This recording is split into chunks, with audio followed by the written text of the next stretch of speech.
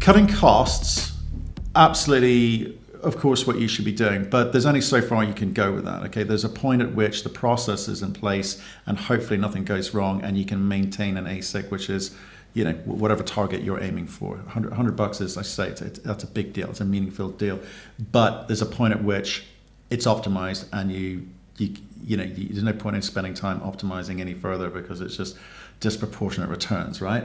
Second, exploration. You are sitting on a large land package. What do you know about what you've got at the moment? What's the potential that's in there? Have holes been drilled? Have you got data? What do you know? Yeah, so over the first 3 years of commercial production, the company really did very little in the way of what I would call meaningful exploration, i.e. drilling. But that's not to say that they didn't do a lot of work on prospectivity. And so, combining the works of the many operators that have worked on this gold belt over the years into a proper prospectivity analysis, or a database of all the layers of soil geochemistry, airborne geophysics, analyzing all those layers of data collectively as one data package, is something that we did spend a lot of time on to get ready to be able to do exploration.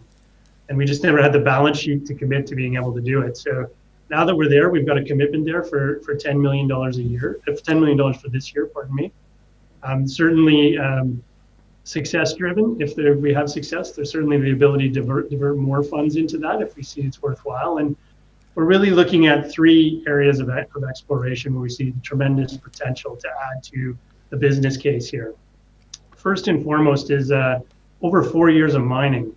We've been averaging about 250,000 ounces a year, call it, of depletion from the reserve base. And so that's 1 million ounces of reserves that are gone. And we've never really made any effort to try and replace those reserves. So first and foremost, in and around some of the pits where we're currently mining, we've already made the infrastructure investment. We already have roads. We already have truck shops established at the pits, et cetera. Very little, obviously we're mining there now, or we will be in 2021 on some of these. About half of our budget is going into drilling in and around those pits. And so we're very confident that we're going to have the ability to replace depletion in our program right now. We've got 4 drills turning. We've got a 38,000 meter drill program planned. The results are coming. Right now we're focused on in and around the pits where we're mining. And we believe that we can replace depletion with the program we've outlined for 2020 and 2021. So call it roughly 500,000 ounces of additional reserves that would allow us to just keep running those pits, to just keep going, to keep mining there. And it effectively pushes out some of our higher cost ounces in the middle of our mine plan. That's interesting. Sorry, was there a third? And then second, second is we do have our main pit, Encran, which is where we've been mining ore for the last 4 years. It's been the main source of ore. It's gone through 2 phases of production. We've got a 3rd phase to access there. There is about 600,000 ounces of reserves, but it does require a fairly substantial pushback. Again, worth doing at $1,300 gold, which is where we stated our reserves. Certainly very attractive at $1,700 gold. But it does consume some of our cash flow over the period it's scheduled to start in late 2022.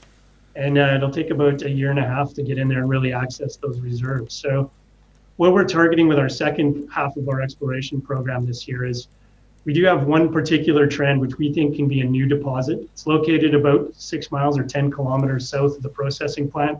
It's called Tantachrome Miradani. It's a ground that we acquired from Anglo a few years ago.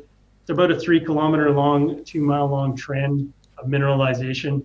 We've got some drill holes into the Tantachrome area in particular. We believe that has a meaningful capability to defer Encran Cut 3 for some period of time, which is, again, maybe even replace that 600,000 ounces or push that 600,000 ounces of reserves out. So really, as I said, we're looking at exploration on those 2 prongs of not necessarily in elongating the mine life. It will naturally do that, but making that 3 to 5 year business plan better. And by better, I mean more economic. And then finally, with this land package, there's 21,000 hectares of ground here. We own the majority of the Asanko-Grawa Gold Belt. That's where the name Asanko Gold Mine comes from, a shortened version of that. And it's largely been unexplored. We do have these targets that we're working on this year that we've delineated, but we've also got some more greenfield potential to, what's going to be our next. As you know, our mine is anchored by 2 main deposits, Nkran to the south and Asasi to the north, where our 2.4 million ounces of reserves, sit. What's finding the next Asasi or the next Nkran? So we are doing a bit of background work on that this year. It's not expensive work, but it's more groundwork to prepare for an eventual drill program. So I think the answer to your question, we're going to be mining gold here for a long time.